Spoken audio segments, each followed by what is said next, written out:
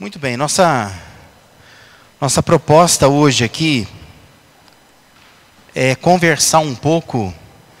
Você sabe, eu imagino que você saiba, né? É que quando a gente coloca um título assim, né? Por que fui me casar? Isto é muito mais uma provocação do que a intenção, né, de colocar, às vezes, uma dúvida, né, na cabeça da gente. Mas é o que a gente se propõe a conversar nessa noite aqui, né? Por que eu fui me casar? E eu quero fazer isso a partir de um texto que é de Cantares, capítulo 3, verso 11. Né? Algumas Bíblias chamam de Cântico dos Cânticos, né? Capítulo 3, versículo 11. Talvez você tenha uma versão diferente aí, as palavras falem um pouco diferente. Então seria interessante você abrir a sua Bíblia, né, acompanhar aí tudo mais. Mesmo assentado como você está, você pode ler comigo? Dá para ler ali na tela? Vamos lá, juntos? Mulheres de Sião, saiam, venham ver o rei Salomão. Ele está usando a coroa que sua mãe lhe colocou no dia do seu casamento, no dia em que o seu coração se alegrou. Quantas vezes você já leu Cantares na sua vida, né? É bem provável que poucos de nós tenhamos lido Cantares alguma vez, e se lemos, não lemos com a devida atenção. Até porque Cantares, existe aí uma diversidade de interpretações do que significam essas palavras, né, que estão em Cantares. É um livro de poesia, não é tão simples de entender, então assim, acaba nem sempre chamando a nossa atenção a leitura deste livro. Mas esse versículo está aí, Cânticos 3:11, por demais interessante. O texto é um convite ao povo para ver Salomão. Essa expressão, né, mulheres de Sião, dentro da poesia hebraica aí, é um convite ao povo. É dizer, povo de Sião, venham ver o rei Salomão. O curioso é que diz que ele estava usando a coroa. Mas não se trata da coroa do rei. Porque a coroa do rei, conforme rezava aquela cultura, quem colocava na cabeça dele era o sumo sacerdote. Mas esta coroa aqui, quem colocou na sua cabeça é a sua mãe. Esse era um costume daquela cultura no dia do casamento. E é isso que está dizendo. Venha ver o rei Salomão, ele está usando a coroa que a mãe dele colocou na cabeça dele no dia do casamento, né?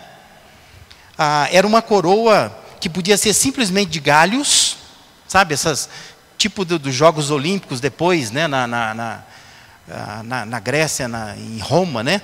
Esses jogos que tinham aquela folha de louro, né, aquela coroa com folha de louro. Podia ser alguma coisa assim, ou podia ser uma coroa de metal com algumas pedras preciosas. Isso variava de família para família. Mas, pelo que consta, tanto o noivo quanto a noiva usavam uma coroa assim no dia do casamento, né? E aqui ali, se você assiste TV, você vê alguns programas que aparecem cerimônias de casamento, você vê que alguns lugares ainda se tem cerimônias de casamento onde o homem e a mulher usam uma coroa de flores, né? Alguma coisa assim na sua cabeça no dia do casamento, na cerimônia do seu casamento. Mas existem duas informações aqui que são importantes para nós. A primeira informação que o texto está nos dando é que esse dia de coroação, que foi o dia do casamento do Salomão, foi um dia em que o seu coração se alegrou, está dizendo o texto, né? Venham ver o rei Salomão, ele está com a coroa que a mãe dele colocou na cabeça dele no dia do casamento, e diz que esse dia é o dia em que o seu coração se alegrou. Nos identificamos com isso, não é? Acho que Todos que já se casaram podem testemunhar que o dia do casamento foi um dia de alegria. Não foi? Pode ser que haja exceções, né? Não sei. Mas assim, via de regra, o dia do casamento é um dia de muita alegria. Pode ser que alguém tenha casado aqui com uma arma na cabeça, né? Forçado pelo pai dela, alguma coisa desse tipo. Não foi tão feliz assim. Mas, via de regra, cerimônias de casamento são cerimônias de muita alegria, de muita emoção. E isso para quem está se casando. Então, se você está aqui e é casado, você se lembrar lá do dia do seu casamento, você deve se lembrar que foi um dia de muita alegria, né? Que você estava nas nuvens, você não via a hora de chegar aquele momento, né? E dependendo da pessoa, tem mais encantamento por esta parte ou aquela parte da cerimônia. Mas para todos nós, a cerimônia do casamento foi um momento de grande alegria, né? E também, todos os casais que aqui estão, que têm a pretensão de casar, né, os namorados, os noivos, que estão pensando em se casar, acreditam e farão todo esforço para que aquele dia do casamento seja um dia de grande júbilo, de festa, de alegria, não é? É isso que está pensando, né? Ninguém está pensando em chegar no dia do casamento e ser um velório, né? Uma coisa triste. Ninguém faz isso. Então, todos se esforçam, pagam caro muitas vezes, para que seja um dia de festa, de muita alegria. Então, essa é a primeira informação que o texto está nos dando. Esse dia do casamento é um dia de coração alegre. Diz que o Salomão estava com o coração alegre. Uma outra informação é que pela narrativa anterior, se você lê o texto de Cantares com todo cuidado, você percebe que eles já estavam casados. O Salomão já era casado. Já estava casado ali com a Sulamita, que é essa ideia, né, do texto, né? Retratar o relacionamento dele com uma mulher, a quem o texto chama de Sulamita, né? Que é, no texto hebraico, exatamente o nome feminino de Salomão, né? O par perfeito, né? Então a ideia da poesia é retratar esse relacionamento perfeito.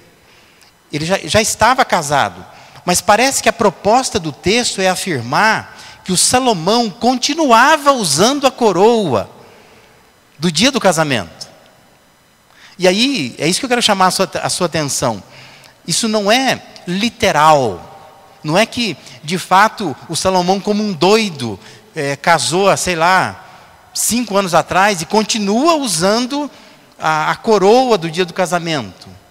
Mas a ideia é que ele estava com a mesma disposição, com a mesma alegria, com a mesma motivação. E isso é que chama a atenção, e esse é o convite.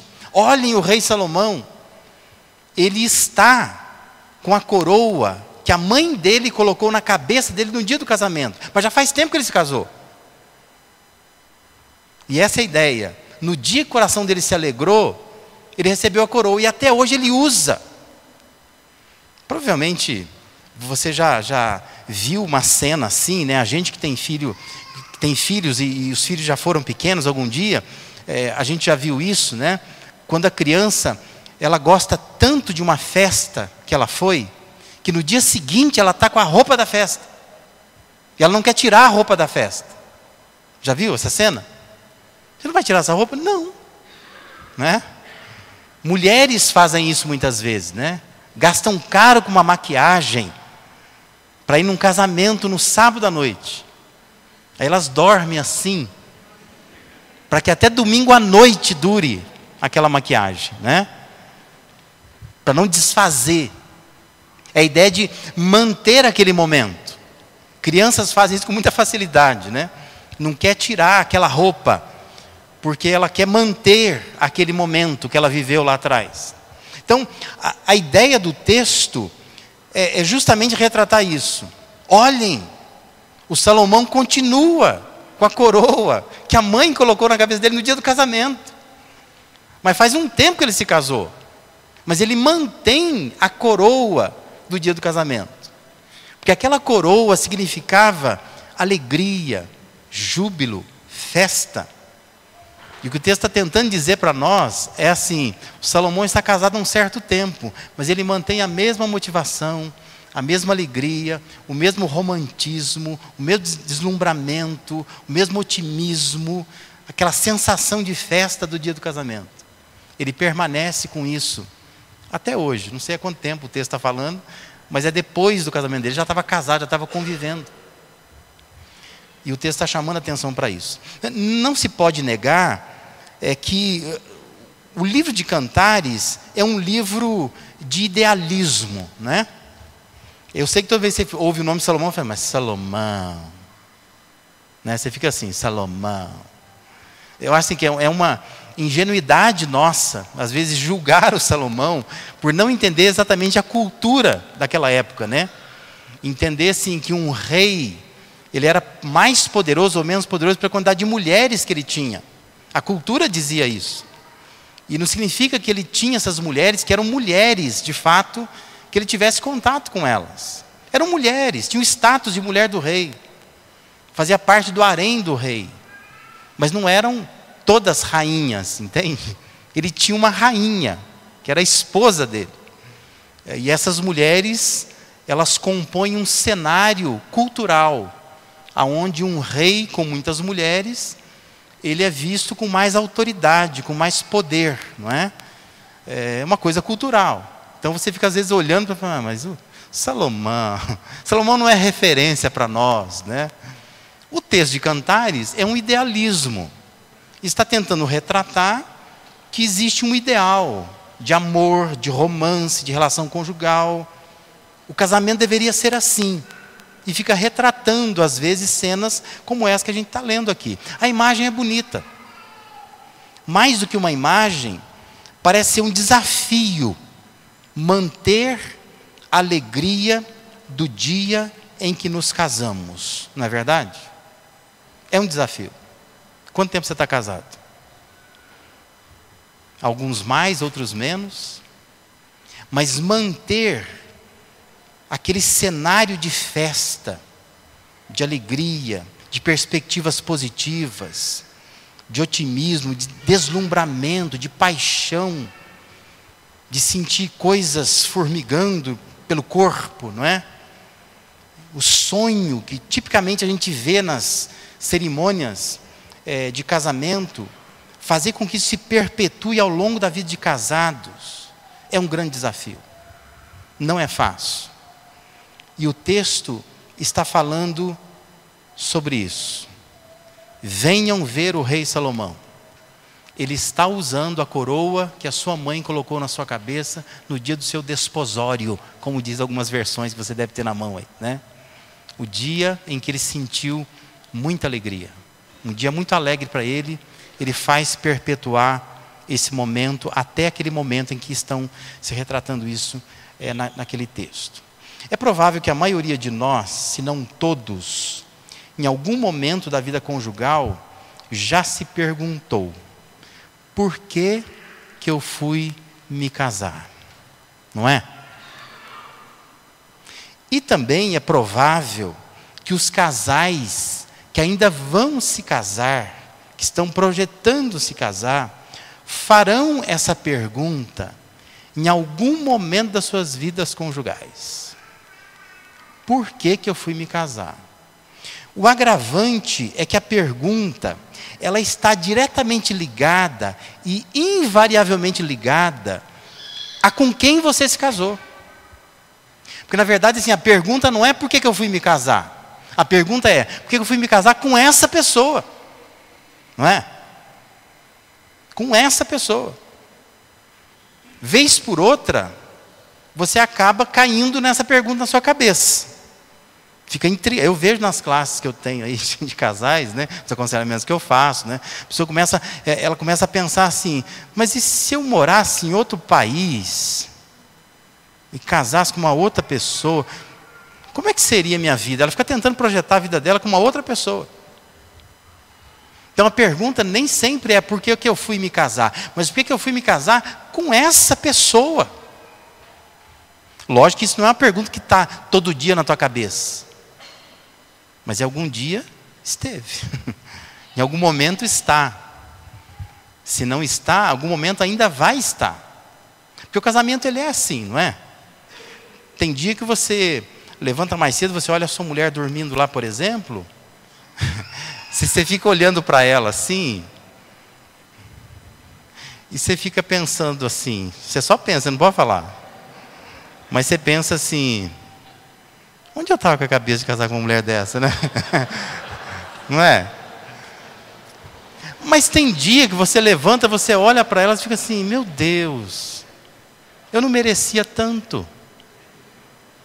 Que mulher maravilhosa, não é? Tem dia que você está apaixonado. E a mulher também é assim. Tem dia que ela fica olhando o marido dela comer. Ela perde a fome. Porque ela fica olhando ele comer e fica assim, meu Deus. Onde eu estava com a cabeça? Né? Mas tem dia também que ela fica olhando ele comer, aquela boca aberta, mastigando. Ela acha aquilo muito fofo, lindo. Vontade de beijar enquanto come. Não é? Porque a vida de casamento é assim. Né? Tem dia que você está lá embaixo. Mas é uma questão séria, não é? Por que às vezes nós nos perguntamos assim, por que eu fui me casar? E por que eu fui me casar com essa pessoa? Com essa pessoa. Quanto mais esse questionamento ele é feito, mais a ideia de que a outra pessoa precisa mudar vai assumindo o controle do nosso coração. E esse é um problema do casamento. Porque quanto mais você questiona, você começa a pensar assim, ela tem que mudar alguma coisa. Se ela não mudar alguma coisa, eu não sei onde nós vamos parar. Porque vai se cristalizando na sua cabeça de que você se casou com alguém e esse alguém não é exatamente o que você pensava. Então, ela precisa mudar de alguma forma. Então, com isso, a alegria da cerimônia, que é o que a gente está dizendo aqui no início, se transforma numa angústia da vida. Quer dizer, aquela alegria que eu sentia do casamento, como retrata o texto, né, a coroa que a mãe colocou na cabeça, né, dá lugar a essa angústia. Meu Deus, onde eu estava com a cabeça de casar com uma pessoa assim? Quando é que ela vai mudar? Aí isso começa a ser a razão de nossas orações, nossas reclamações, nossas conversas. O tempo todo nós vamos chegar nisso, né? Dizer que a outra pessoa não está de acordo com o que a gente imaginava que deveria estar. Mas por que essa disposição e essa alegria do casamento, do dia lá do casamento, acaba se transformando nesse questionamento no decorrer do tempo? Que chega a ser, às vezes, uma inconformação. A pessoa não se conforma de jeito nenhum, né? Eu lido com aconselhamentos já há muitos anos, com muitas pessoas, e a gente percebe algumas pessoas que isso é muito forte. Ela não se conforma mais. Eu não sei nem o que ela anda orando, mas ela deve orar assim, Senhor, leva. Leva porque já deu, né? Porque ela tomou para si que crente não se divorcia, então, mas crente viúvo pode casar. Então ela começa a pensar assim, puxa, podia morrer, né, Senhor? O propósito da vida já foi, anda doentinho mesmo, né? Porque já começa a tomar aquela ideia de que eu preciso me livrar disso. Já que eu não consigo mudar, eu preciso me livrar dessa situação. Por que isso acontece? Bom, primeiro, o que se tem são os desencontros. Quando você se casou com a pessoa, logo vieram os desencontros. Ou seja, nota-se as diferenças. As diferenças. Não é que essas diferenças não existiam antes. Elas estavam lá. A questão é que essas diferenças entre vocês não era importante para você. Você não dava importância, né? Mas elas estavam lá. Diferença de temperamento, de ideais, de objetivos. A diferença estava lá. Mas isso não era importante para você. Você não dava muita importância nisso. Por isso eu acho assim, o seu foco não deve ser nas diferenças. Não fica focalizando as diferenças. Por que nós somos diferentes tanto um do outro? Mas o seu foco deveria ser no porquê que isso passou a ser tão importante para você. Não fica perguntando assim, por que fui me casar com alguém tão diferente? Ao invés de perguntar assim, pergunte, por que essas diferenças são agora tão importantes para mim? Porque lá não era, né? Tua mãe te falava. Tua mãe te falou? Ó, você está muito apaixonada. Esse moço não é tudo isso. Né? Tua mãe nunca te falou? Porque a mãe avisa. Mãe tem um sensor. Ela avisa. Ó, essa moça não é tudo isso aí não. Cuidado. Você sabia que tinha diferenças. Só que isso não era importante para você. Você ouvia, você percebia a diferença, você dizia, nossa, mas onde eu vou achar um outro homem como esse? Aonde vai ter uma outra mulher como essa? Essas diferenças, elas não eram importantes para você. Aí começa a ter esses desencontros depois do casamento, sabe? A gente já não se encontra mais. A gente é muito diferente. Quando a gente namorava, ele falava assim, vamos pescar? Vamos pescar. Né? Aí casou. Aí ele fala, vamos pescar? Ela fala, o que é? Bebeu? Pescar? Eu? Tá doida? É que lá era outra coisa, né? Como foi dito na minha classe no domingo, lá estava em campanha, entendeu? Estava em campanha. Agora já ganhou a eleição, já mudou. Conversa é outra. Mas as diferenças, elas existiam. Você odiava pescar. Só que lá você pensava assim, pescar é ficar juntinho dele. Entendeu? Ele segura a varinha para pescar, eu encosto a minha mão, né, nele e fico ali. Então é gostoso isso. Mas depois que casou, às vezes não quer nem a mão perto, né? Você quer a mão longe. Porque já ganhou, a campanha já passou. Aí começa a ver esses desencontros, né? Que vão gerar desentendimentos. E a gente começa então a achar assim, puxa, por que eu fui casar com uma pessoa tão diferente? Mas a pergunta não é correta. A pergunta correta é, por que isso é importante para mim agora? Antes não era. Não era. Estou cansado de acompanhar casais de noivos, por exemplo, né? Eu fico alertando a moça. Esse rapaz está desempregado. O rapaz está desempregado, né? Não, mas nós estamos orando. Não. E ele conta uma história para ela de que ele trabalhava numa empresa multinacional e que houve uma perseguição ferrenha, o diabo, o demônio, os anjos, todos fizeram um complô contra ele.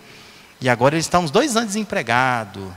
Fizeram macumba para ele, um monte de coisa. Mas vamos orar, né? E você falou para ela, esse moço não gosta de trabalhar. Entendeu? Ela é bem empregadinha, ela, né?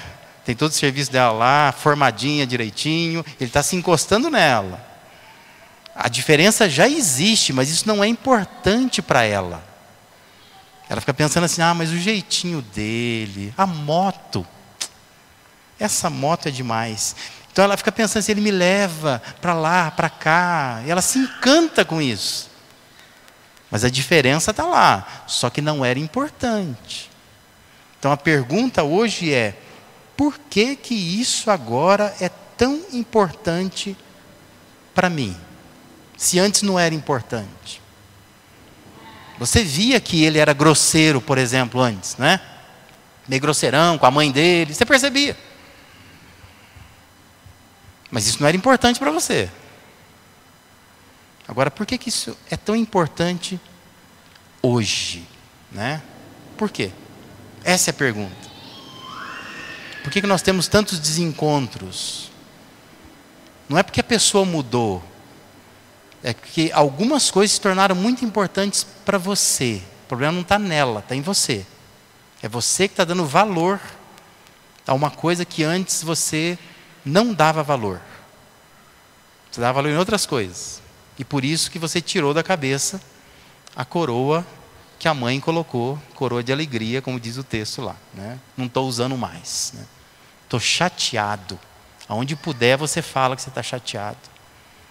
Não está feliz mais, porque há esses desencontros. Também outra questão que acontece são os desencantos, né? A questão não é só notar as diferenças que já existiam, mas quando não se gosta do que se nota. Você percebe a diferença e isso passa a ser um motivo de militância. Você não gosta. E você põe no seu coração que agora você vai ter que mudar essa pessoa. Vai ter que mudar. Não tem jeito, né? Se torna a sua meta, o seu alvo. E a importância que se dá essas diferenças entre o casal vai produzir esse desencanto. E desencanto leva você a olhar para o outro com outros olhos.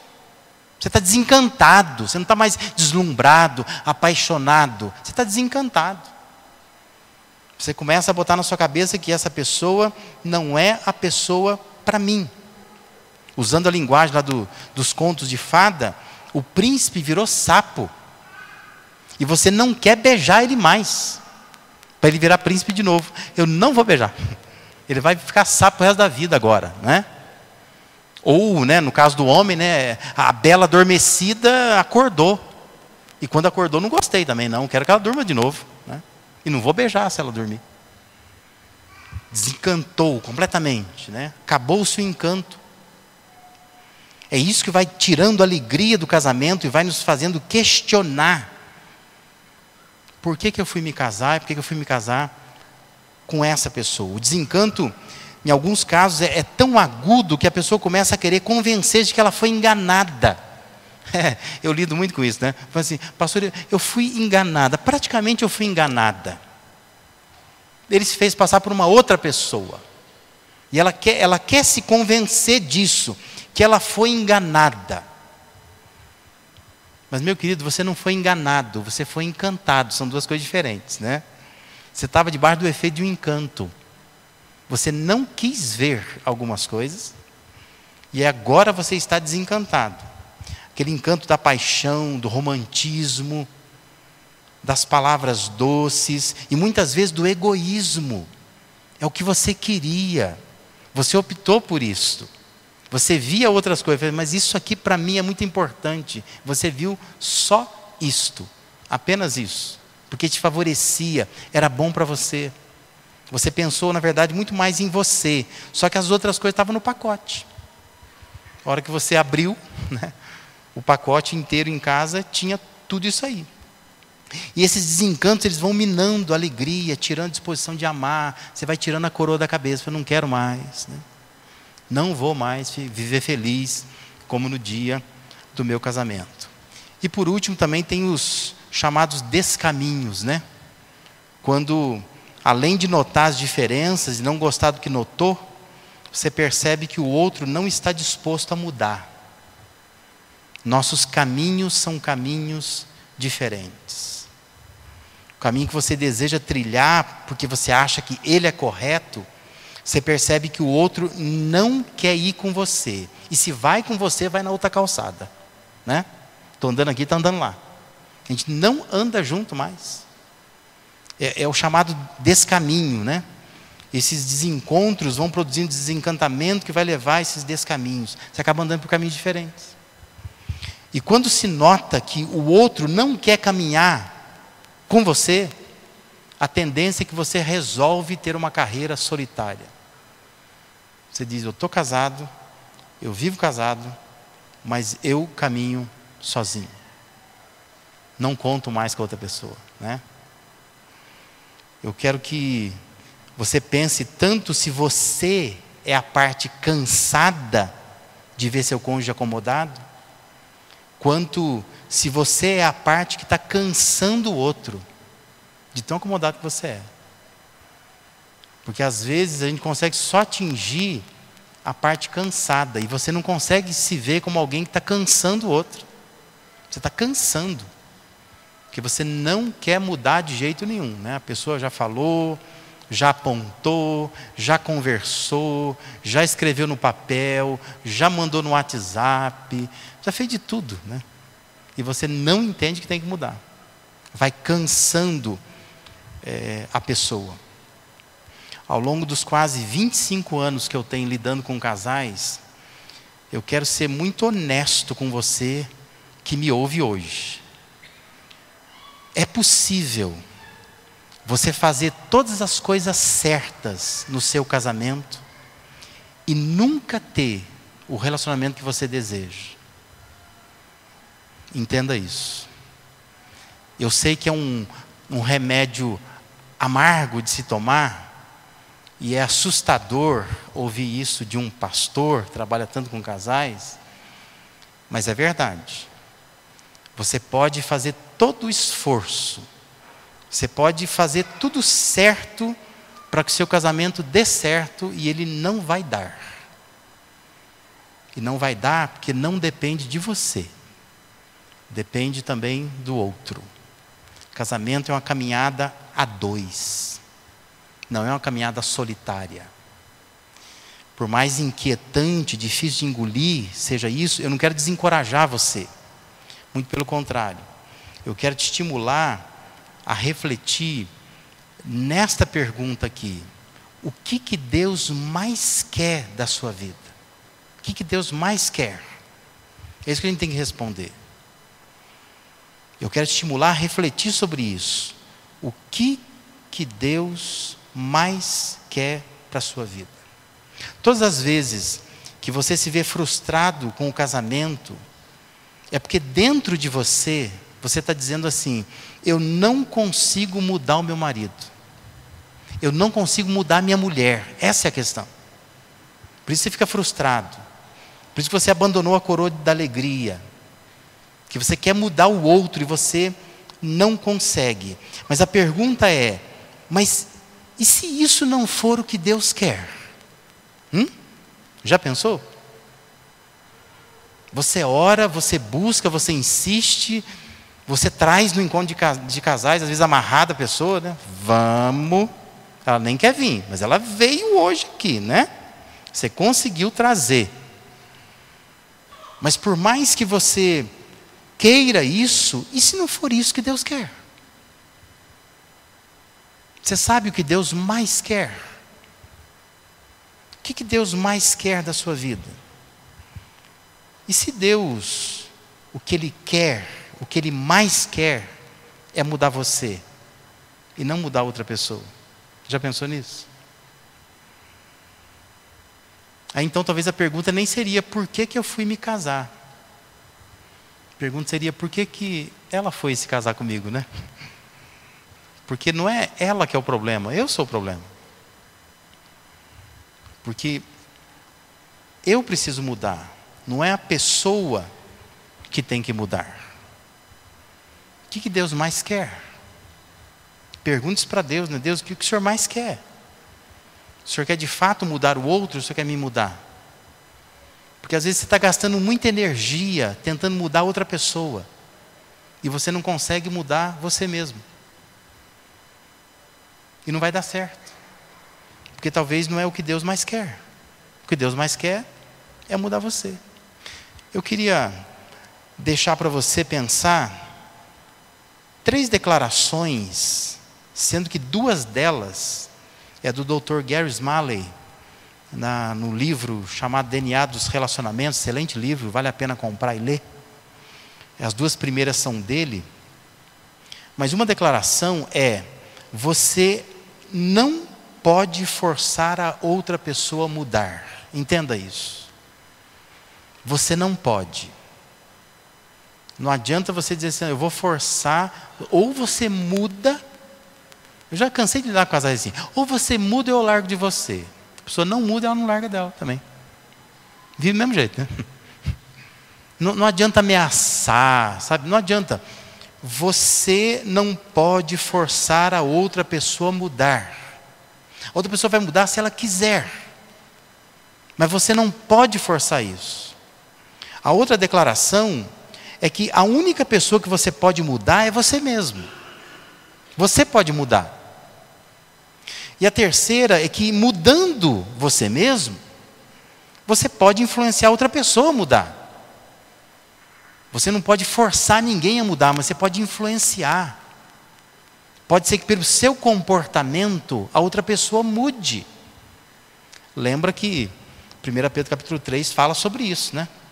Que a mulher cujo marido não obedece à palavra, ela ganha o marido sem palavra alguma, pelo seu honesto comportamento. A maneira como ela se comporta, o marido dela pode mudar. Então você pode mudar alguém se você influenciar essa pessoa, mas forçando não vai resolver.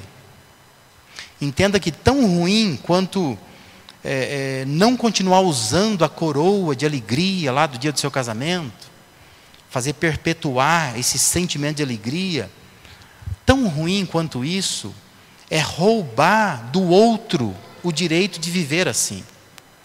E às vezes você rouba do outro. Você está tirando a alegria do seu cônjuge. Não é só a alegria que você não tem, você tira a alegria da pessoa.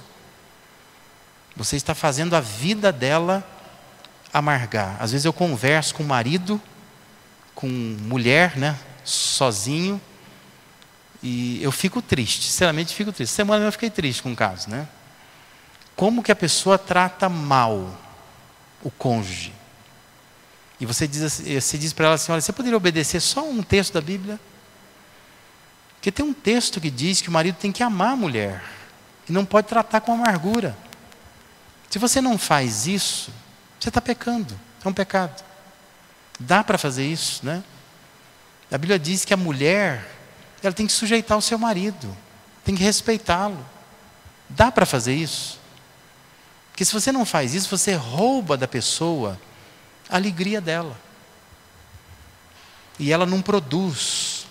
E ela tira da cabeça a coroa de alegria que foi colocada no dia do casamento. Ela não está mais alegre, não está mais festiva, porque você está tirando dela esse prazer, essa alegria.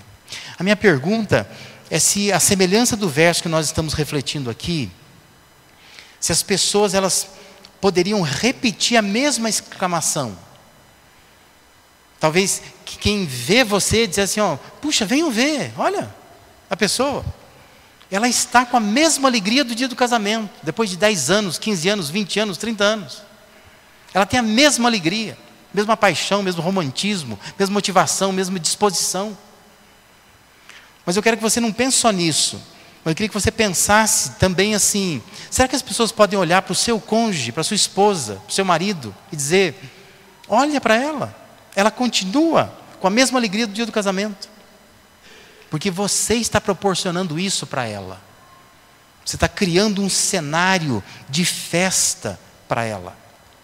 E aí então, ela pode experimentar essa coroa de alegria que teve lá no dia do casamento e que agora ela pode reviver isso mais e mais dias.